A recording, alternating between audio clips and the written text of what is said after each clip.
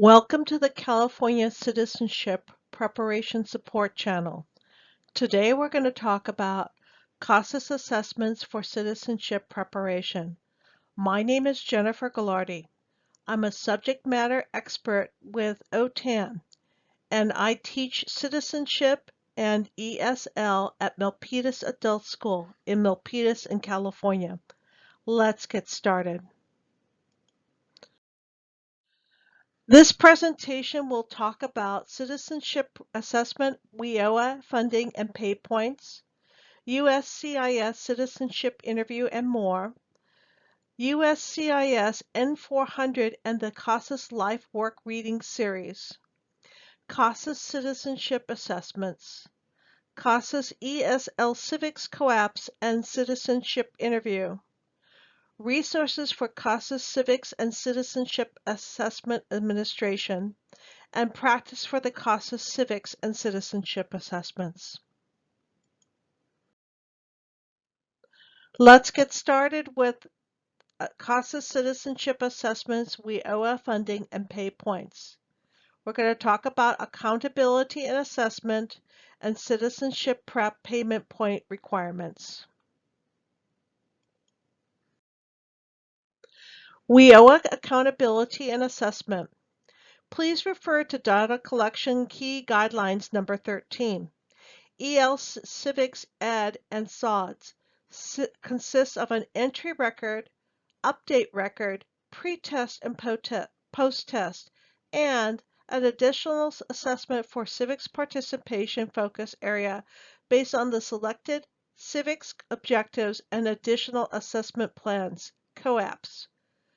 For citizenship classes, we focus on the CASAS Citizenship Interviews test, the CIT, or the Government in History test for citizenship preparation focus area. Let's talk about the payment point requirements. Learners must take a CASAS pre and post test. A learner can earn 1 payment point for completing a level. Learners may take a citizenship interview test, a CIT. Note: agency staff must be certified to administer the CIT. Also, they can take the Government History for Citizenship test. To earn payment points, you gain 1 point for each test passed at 206 or above for a total of 2 payment points. To learn more about the payment points, watch the new video, How to Mark Citizenship Preparation Classes in TOPS Pro. This is a new video by Portia, a CASAS program specialist.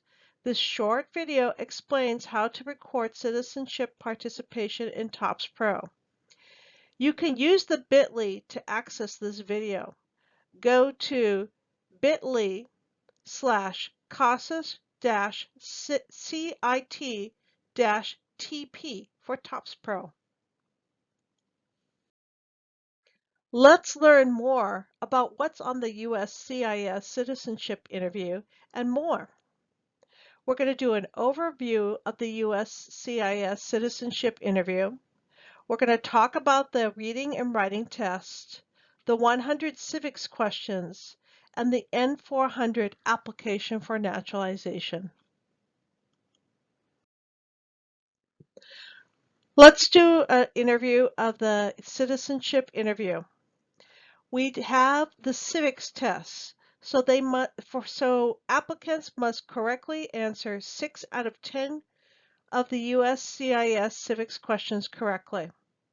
They have a reading test in which they must correctly read 1 out of 3 sentences aloud. They have the writing test in which the USCIS examiner dictates and the applicant must correctly write 1 out of 3 dictated sentences. And there is also the speaking and listening test. Now, the speaking and listening test is based on 20 to 70 N400 commands and questions.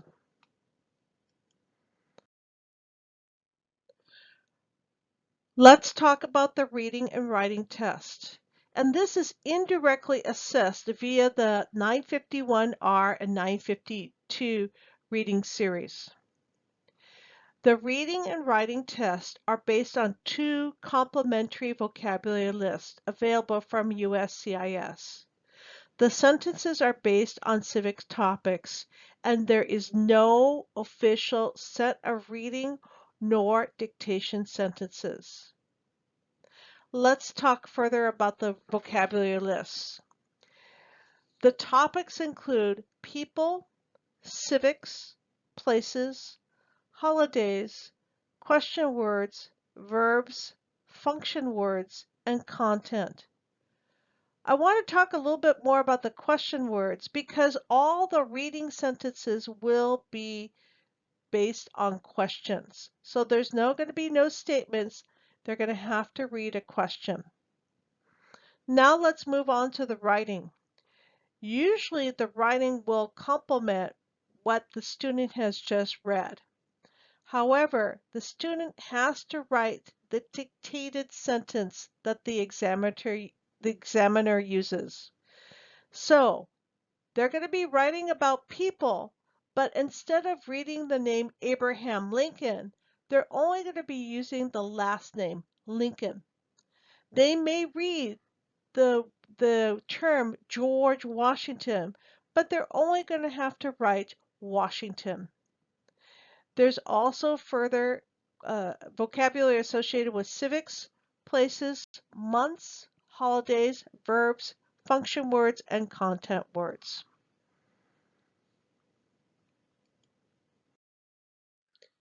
Let's talk about the 100 civics questions. So this is usually what people associate it with the citizenship test and interview. They're really go in and prepared to know the 100 questions. But as we can see just with the reading and writing tests, there's so much more involved.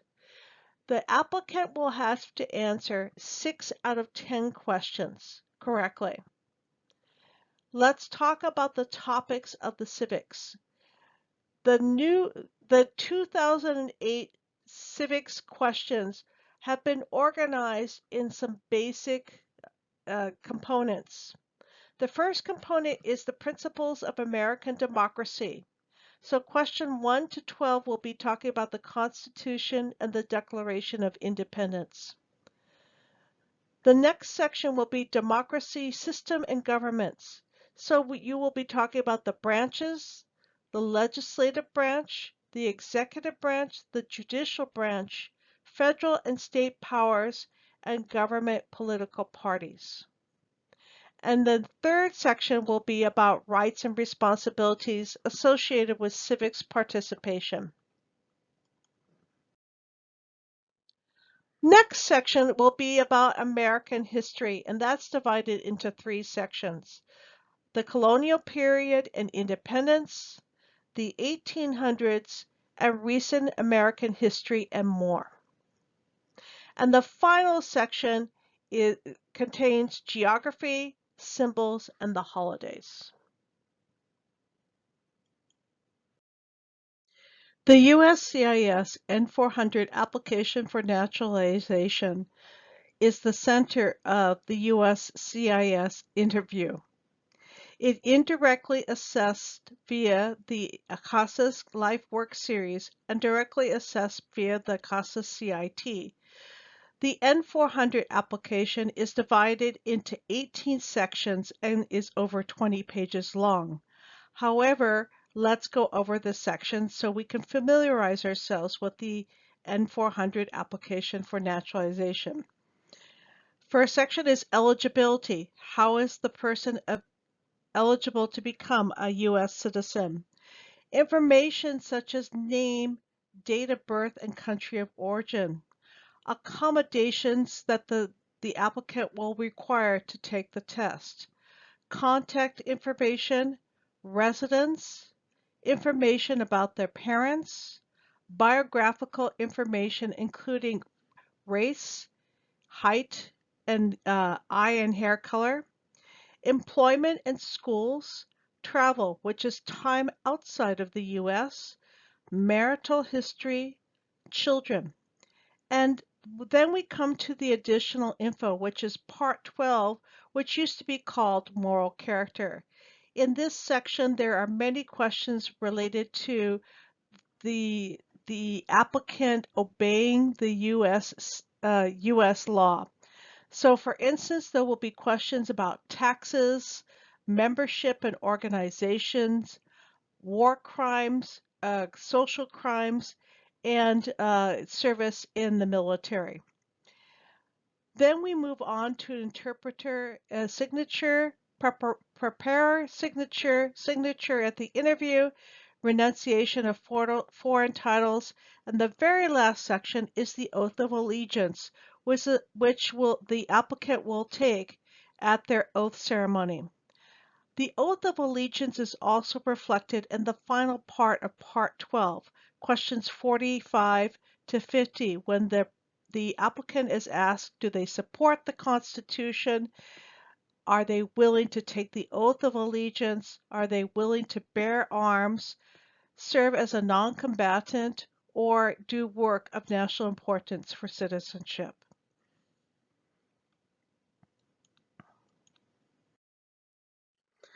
Let's move on to a comparison between the USCIS N400 and the CASAS Life Work Reading Series. So we know that we have to do a pre-test and a post-test. I want to show the very lowest level, the CASAS Literacy Test 27R, how it can be reflected on in the citizenship test, and a example of a level C test. So most students, when they come to our schools, they're thinking, hey, I need a citizenship class. This is the very front of my school. And then they're in the computer lab and they're saying, well, hey, why am I taking the ESL test? Why am I taking this CASAS pre-test to see if I can fit into the citizenship test? So here's an example of a CASAS Literacy 27 and the N400. We have the standard to use capitalization as a clues to interpret words such as name, place names, other proper nouns. And on the 27R, we do see name. In this case, I'm using the example of Tin Nguyen. The person has to identify what is the first name, what is the last name.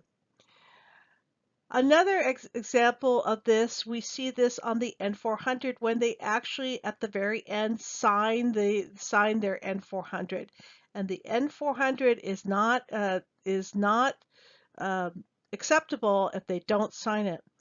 But before even we get to that part, they have to fill out part 2. They have to know what their family names, which is the last name, their first name and their middle name, which could be very confusing to some of the students in comparison to the naming conventions of their own country.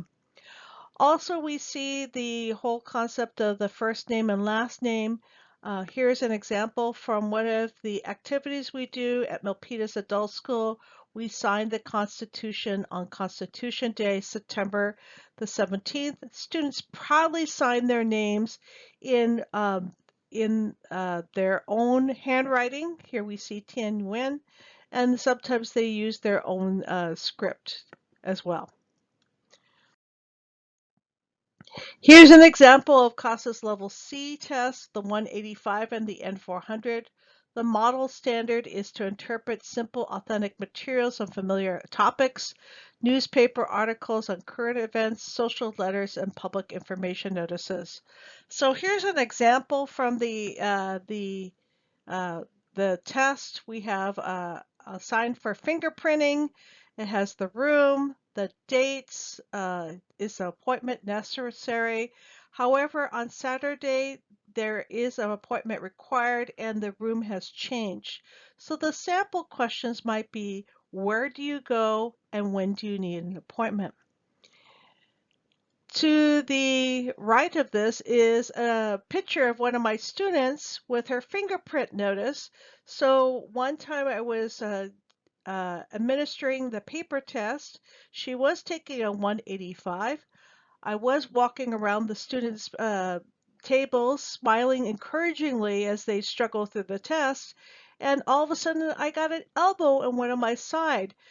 Erica leaped up out of the table and started waving her fingerprint appointment letter. And she says, see, it's right here on the CASAS test. It's real. It's real. So it was very exciting. It was a little bit difficult to get back to the test, but it's really interesting to see how something that is so important to the students, that fingerprint appointment letter, is reflected in the test itself.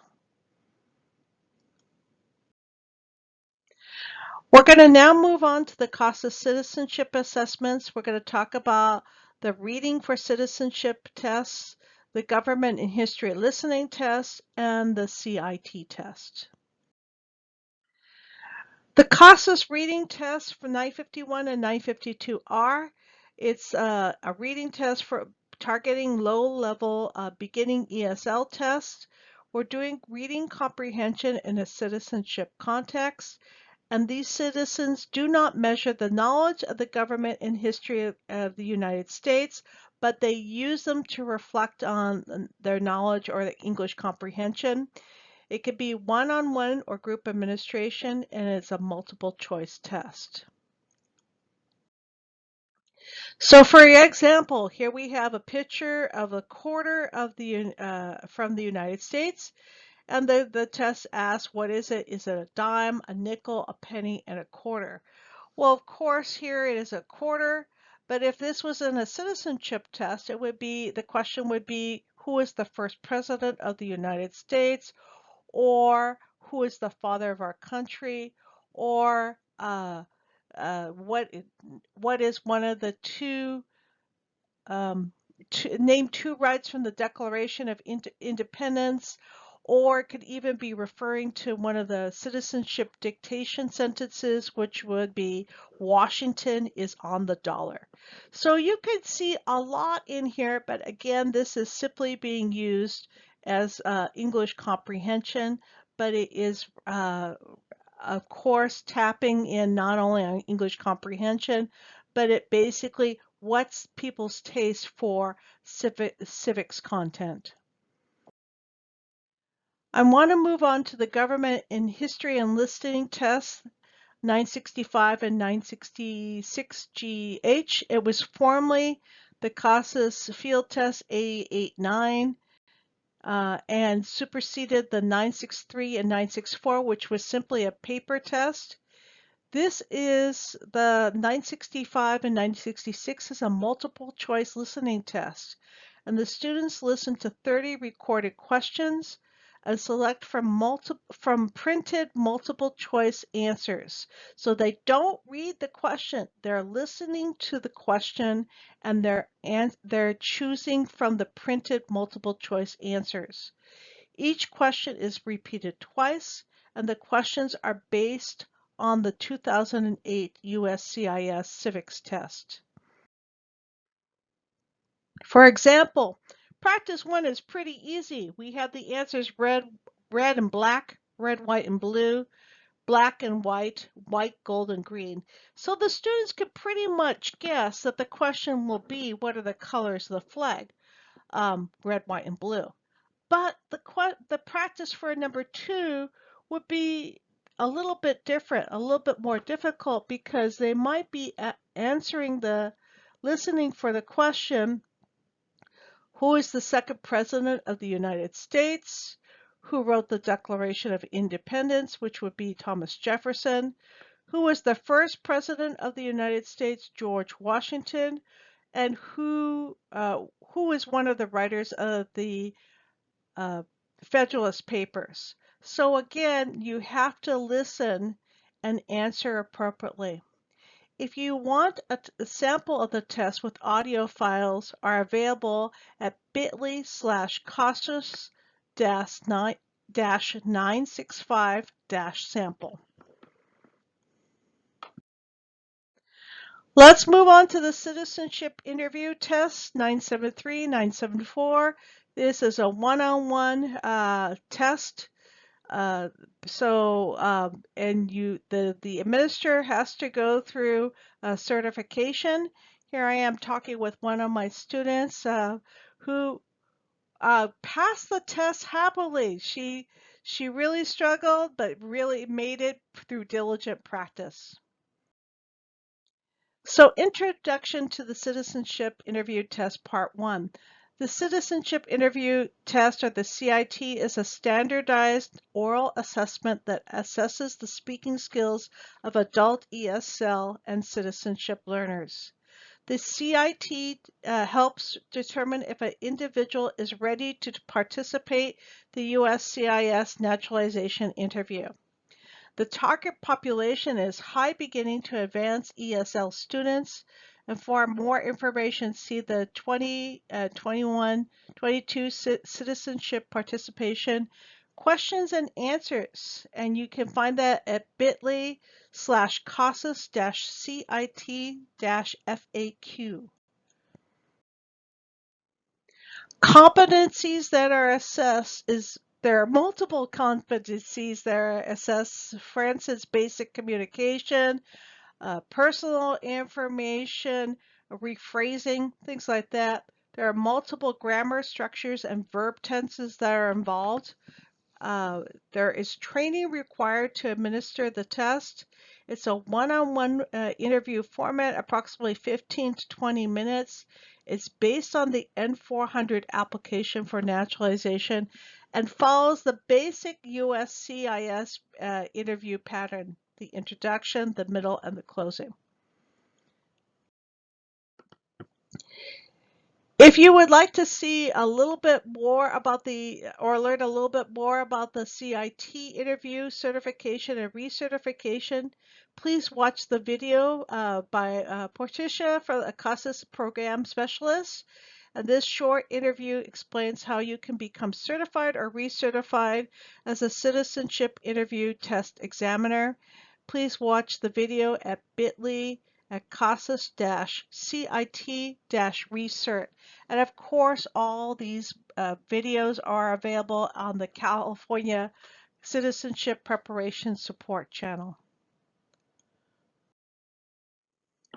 I want to go quickly over the training models because you can really see that for online training course, this is a really good training course. There's the interview test overview. They talk about the certification process. They talk about how you should prepare the environment before the test. They talk about the test booklets, the administration, how to calculate, interpret the scores, and the scoring systems. Very critical is Unit 8 and Unit 9, where they're talking about the anchors and the scoring exercises, and finally the training completion and certification. And all this is done through a self-paced online course. An example of a CIT scoring guideline. So they judge things according to clarity of entire response. So it should be entirely clear to receive a score of 2. It should be easily understandable, requiring no effort or time to construe the meaning, and there should be no possibility of debate of meaning. If it's unclear, the person would receive a 1, and if it's inappropriate or a non-response, it would receive the score of 0. The next scoring guideline is according to the average American, not a trained ESL professional.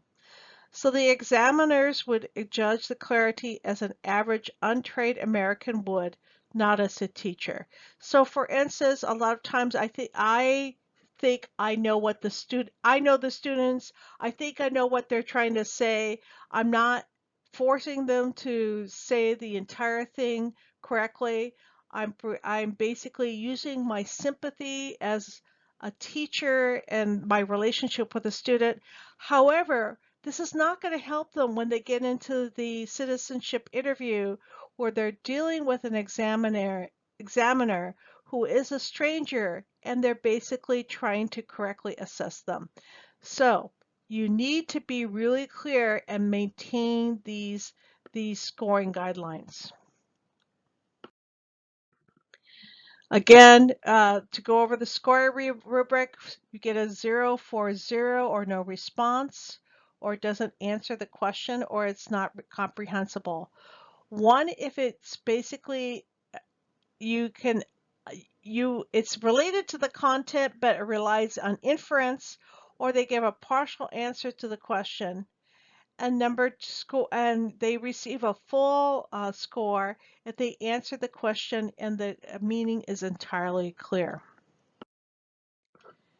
So let's do an example of two CIT anchors. What is your home address? And you can see the score of 2 receives, there's the full street number, street name, the city, the state, and the zip code. They only receive a score of 1 if they provide this information but don't include the zip code. And 0, I live in Milpitas or I live in a house. So why do they need the zip code?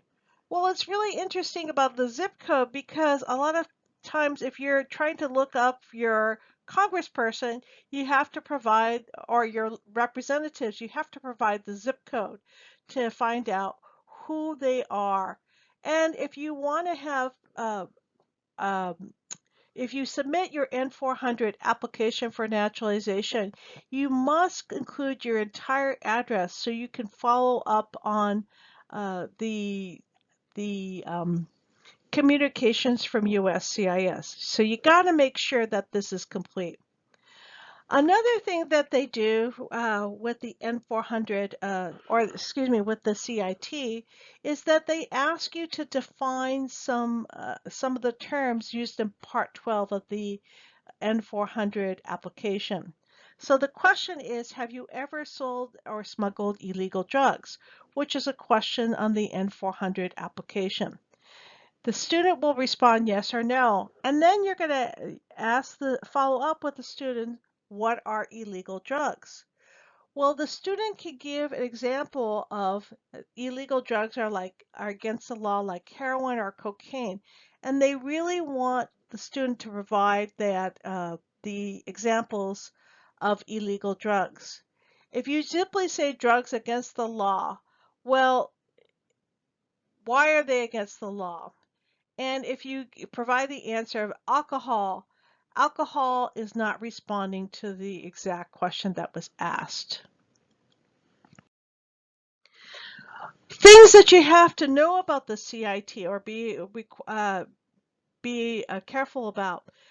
It does not measure the knowledge of U.S. civics. So to do that, you're going to have to the students should take the government in history listening test, which is the 965 or 966 separately. Can you take it at the same time? Like, can you do the CIT test and then go and sit down at a computer and take the government and listening test? Yes, exactly. But the examiner cannot basically sit there and ask all those civics questions afterwards. The vocabulary is based on the 10-page pre-2014 N400 application for naturalization. In 2014, USCIS added a whole bunch of questions and 10 more pages related to things about war crimes and membership in different organizations. So there's a lot more information on the new N400 that's not reflected on the CIT. However, the things that the student is asked to define is very much some of the reflecting the very common questions that you will see or and will be asked during the citizenship interview. It does detour slightly from the N400 question sequence. So for instance, you're going through the personal information in the first part of the CIT, and then they ask questions about previous education or their home country or financial support. So it does distract the students a little bit. It's like, why are you asking me these questions that are not necessarily on the N400? However, the students are learning how to deal with distractions or interruptions in a very safe environment, and students never know exactly what is going to be on the citizenship interview because every citizenship interview is differently according to the applicant's situation. And there are uses of colloquial English. So when they ask questions about financial support or their family, they'll ask, well, how do you make a living? This is a very common question during in the Midwest, but if I ask one of my students, how do you make a living? They would say, I live in Milpitas or San Jose. So we have to explain that making a living is associated with financial support. Or they'll ask questions about what family members are living in the United States, which is a possible question or a small talk question during an N400 application or N400 interview. So these are four areas that students or the examiners and the teachers preparing their students have to be aware of when they're administering the CIT.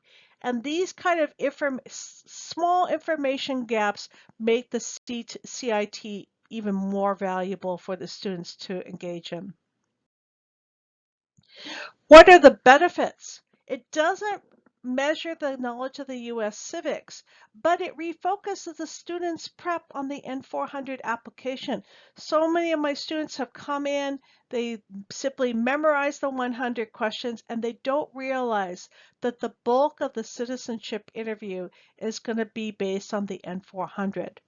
The vocabulary is based on the 10-page pre-2014 N400, which is great, but here the students must explain N400 Part 12 terms. And we've done so much development on this as teachers about talking about these terms, and we have really built up a good body of practice on that. We have to start memorizing the terms to explaining why this is important. Why do you want to obey the law? Why do you not want to participate in genocide? Why do you not want to be a part of a totalitarian group? Because we have to basically have the students understand what's the logic behind the laws that they're saying that they're upholding. The reason why they're doing it, again, it gets back to the old concept of moral character. Are you willing to follow the laws and to be a part of the American society?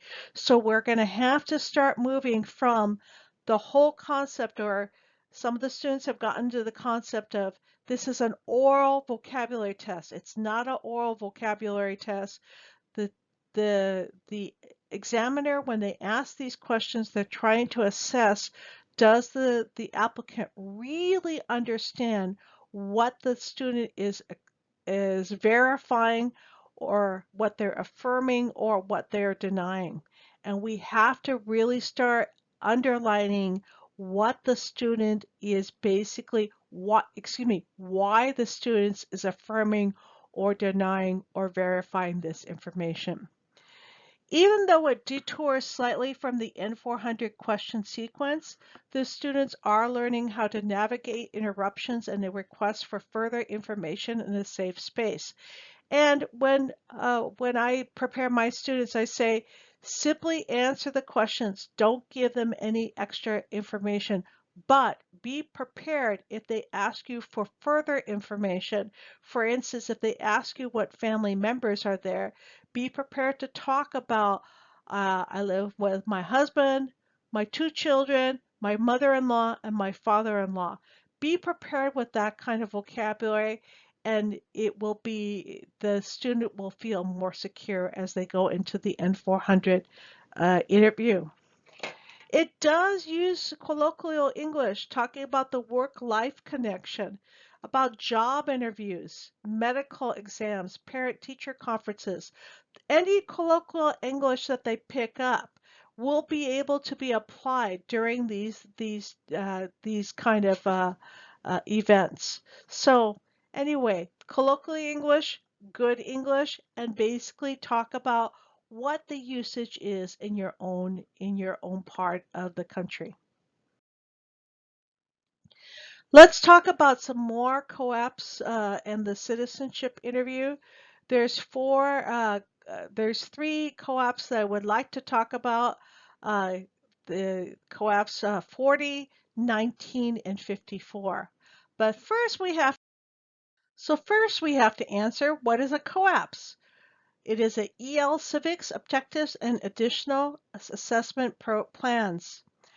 They support the design, creation, implementation, and delivery of instructional activities that integrate civics education content with ESL instruction.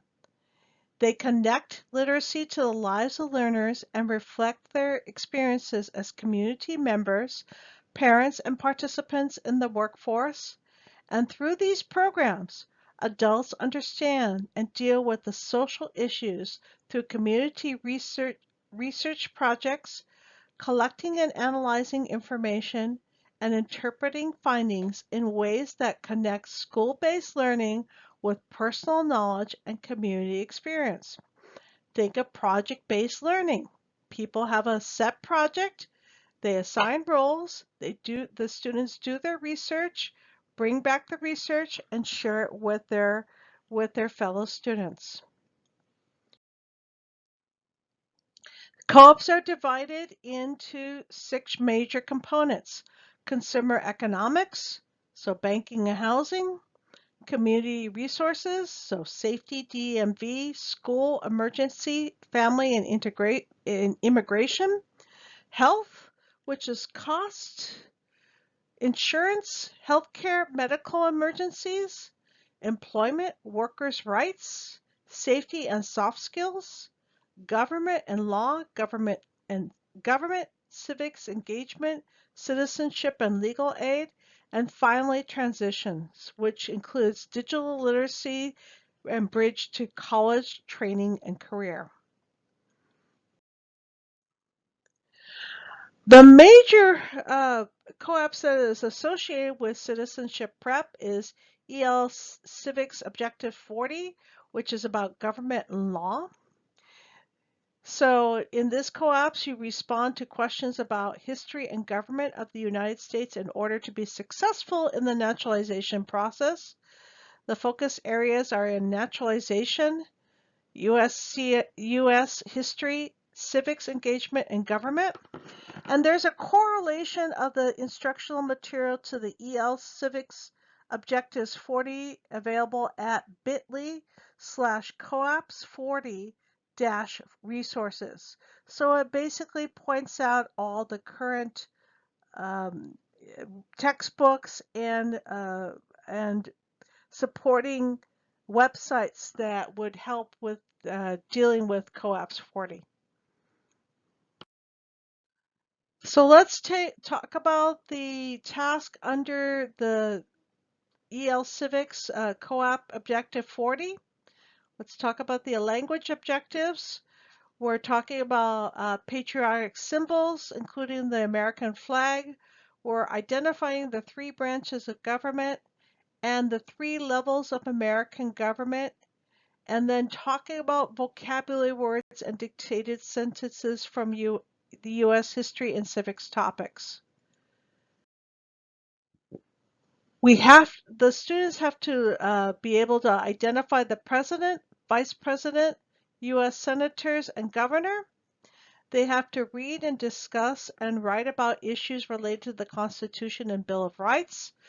And they have to describe the 3 branches of government and their duties. Also, they demonstrate the ability to give appropriate answers to questions taken from the N400 citizenship application.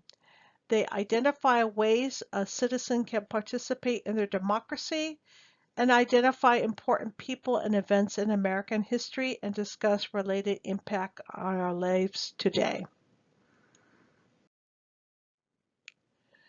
Digging a little bit deeper, 40.4, they're talking about the most important thing that I would like to point out here is the additional task how to prepare for a USCIS interview, and in this assessment, the students will participate in a mock oral USCIS interview.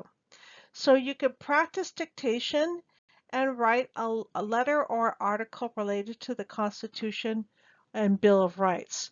But of particular importance is the mock oral USCIS interview.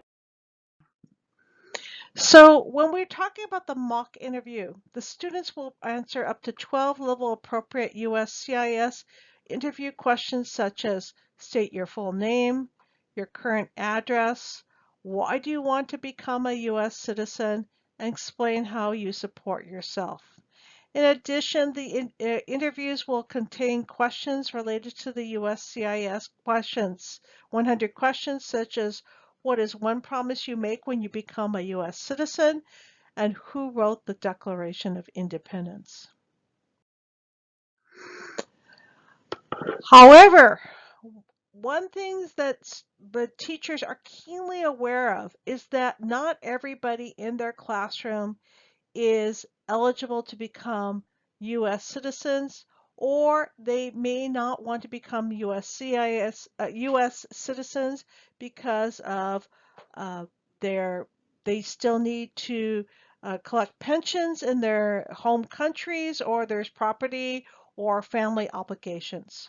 So in this situation, you may want to engage with COAPPS 19, which is about immigrant rights.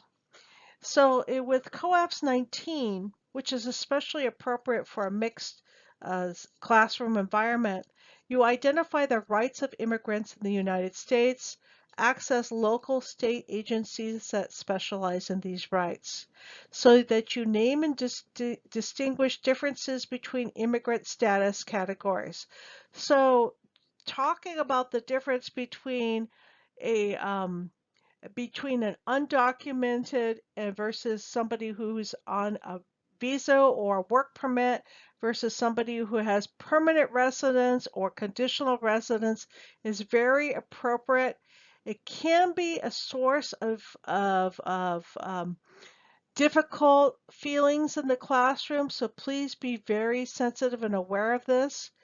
But if you handle it with bringing out the facts and basically respecting people's privacy, it will be very, very important because there's a lot of misinformation about this. And then you're reading and interpreting adapted text of the U.S. Bill of Rights and Amendments. And the reason why you want to do that is you want to know what the sources of law are, because this, again, is what will protect citizens and non-citizens in the United States. So furthermore, some of the tasks include read and interpreted adapted text of immigrant and naturalized citizens' rights and responsibilities. So there might be especially misinformation associated with travel and work. You want to talk about the list of citizens and immigrants' rights and responsibilities. Especially, that's very important, especially if you're trying to access education for their children. Identify lists and local agencies that specialize in immigrant services, location, fees, and hours. And this is particularly important because there are a lot of scams that are focused in on immigrants. So taking a look at where people can go for free or low cost pro bono immigrant rights information is going to be very, very important. And contacting local and state agencies that specialize in immigrant services to ask simple questions about agency services, hours, fees, etc.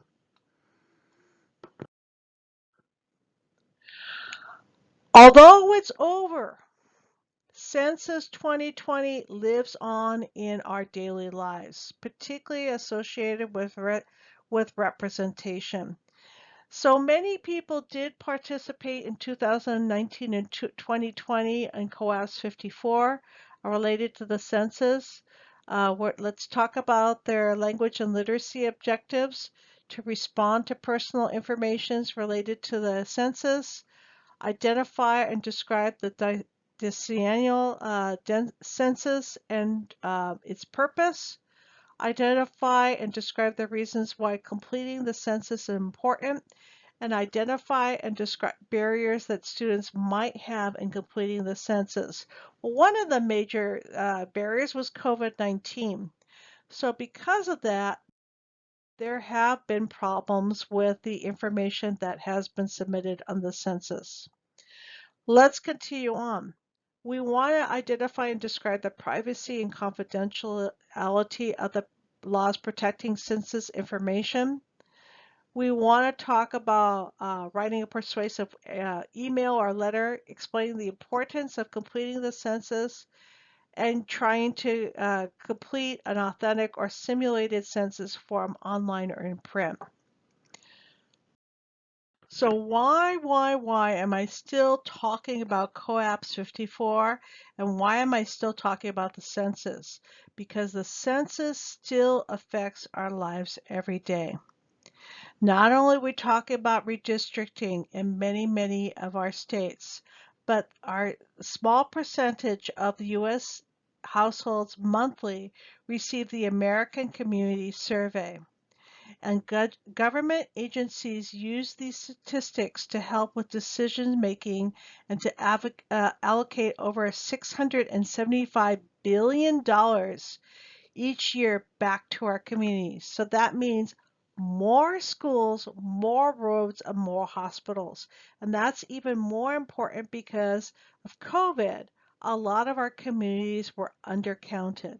So to get more information about the American Community Survey, take a look at bit.ly/ACS for American Community Survey -info -guide.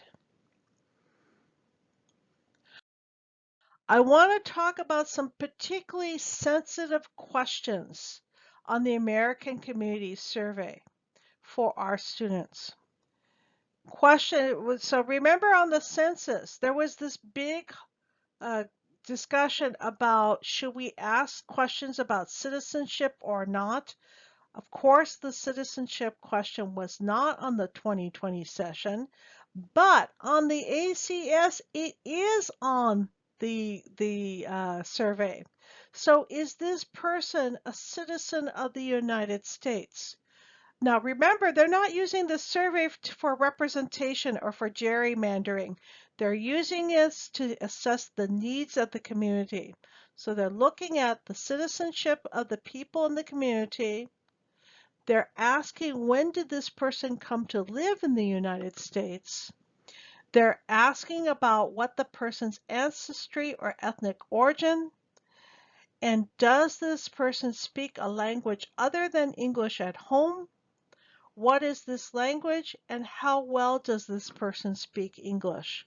Well, this could be very important to basically prepare or for the government to fund language resources for voting and for healthcare for those students.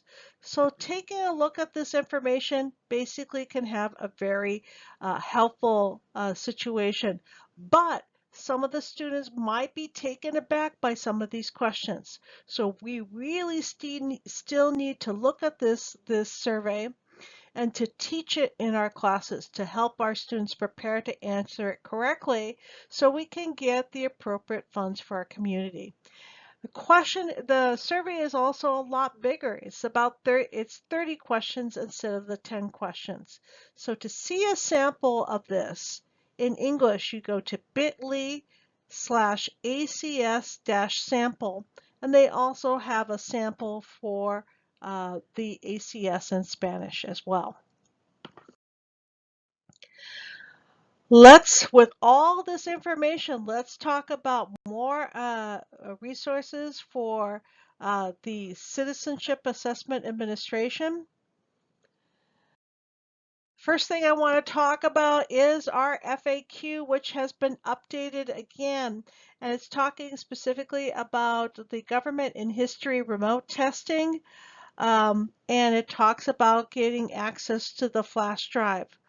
Also, during COVID, when many of our citizenship preparation classes were remote, A lot of us were able to do the CIT with using a fillable PDF, and it worked really, really well.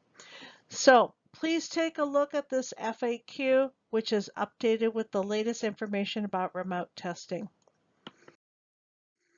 Also, we have the CASAS quick search. So you can search by competency, or you can search by series citizenship, or you can search by program, etc., and it will bring up information that is the relevant textbooks and supporting websites that will help you with citizenship preparation.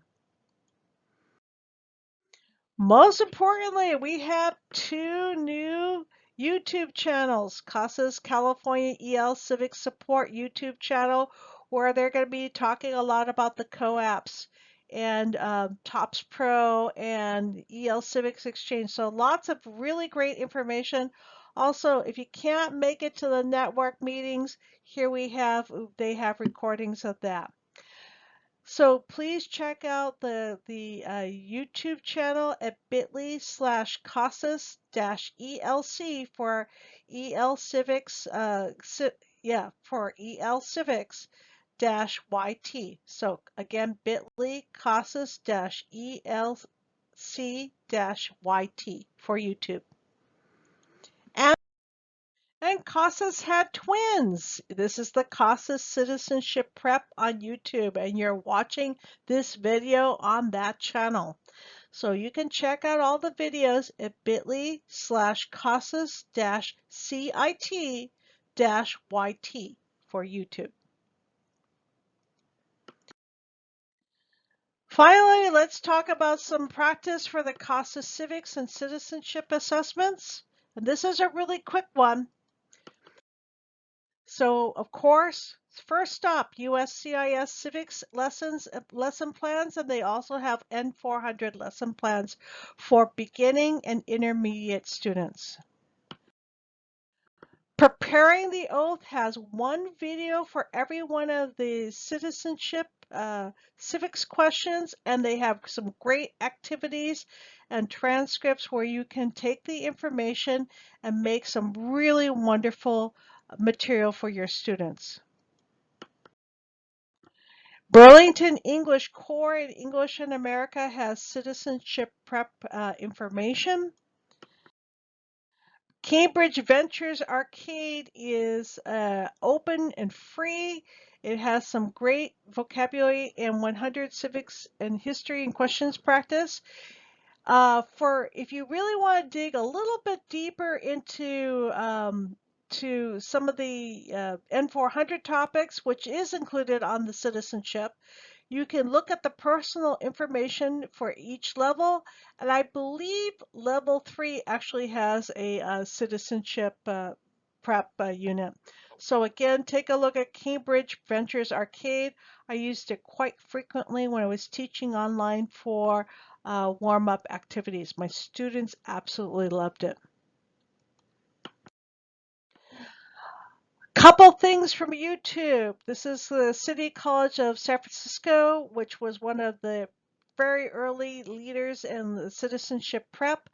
They put together a channel of about 60 videos where students can basically take a look at some videos which the student is not prepared for citizenship, or the interview, is not following directions, is being very distracted, versus some of the things that are okay or passable and some of the things that are really, really good. Of course, you always want to be in your best behavior.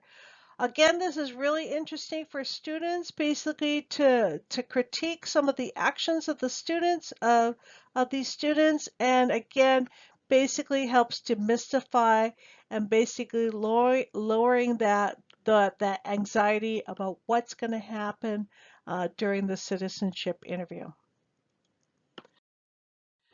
Minnesota Literacy has a really great pull-out kit for citizenship. It's a 70-page PDF with all sorts of lesson plans and things like that.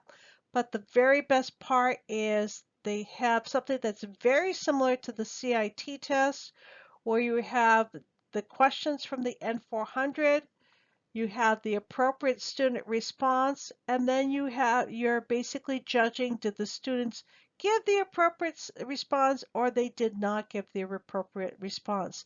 So this is probably the closest thing that is associated with the CIT.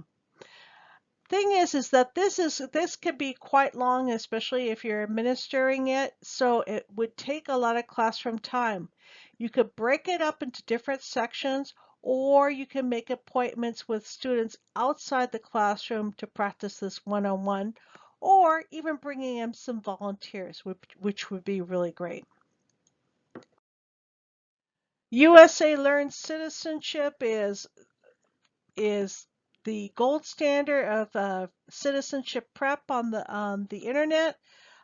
They have great resources about the N400, different sections, and also really in-depth civics preparation. You could pair this up with some of their other citizenship courses, and of course they're coming out very soon with their immigrant integration uh, course that was based on USCIS uh, um, USCIS document, Welcome to America. So again, this is some really great stuff that you can basically use in the classroom, or you could use it for warm up, anything that you need to basically dig a little bit deeper into some of the trouble spots of the curriculum. You have my own website, US Citizen Pod. I have these mix and match interviews, which are basically a series of leveled interviews and quizzes. I have them in English and in Spanish, and these can be downloaded as a PDF. And you can basically pair these interviews and these quizzes to use with your students so that they can have quick and easy practice in the classroom.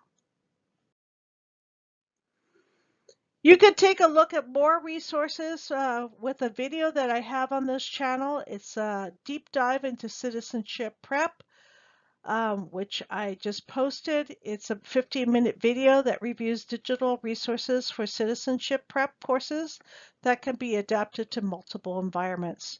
And you can watch that video at bit.ly/CASAS-CIT-DD for deep dive.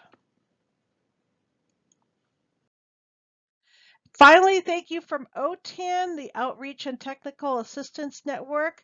We're in California in Sacramento. And thank you so much for watching. Again, this has been Jennifer Gallardi. I'm a subject matter expert with OTAN.us, and you can contact me at jgallardi@otan.us. Be CASAS connected. Use hashtag CASAS community and hashtag adultedu to connect. Visit the other videos on our California Citizenship Preparation Support YouTube channel and follow us on all the social media, Facebook, LinkedIn, and our website, casas.org. And if you have any further questions, please email us at casas@casas.org or call us at 1-800-255-1036. Thanks for watching. I know you and your students will have a lot of fun getting ready for citizenship. Thank you so much. Bye-bye.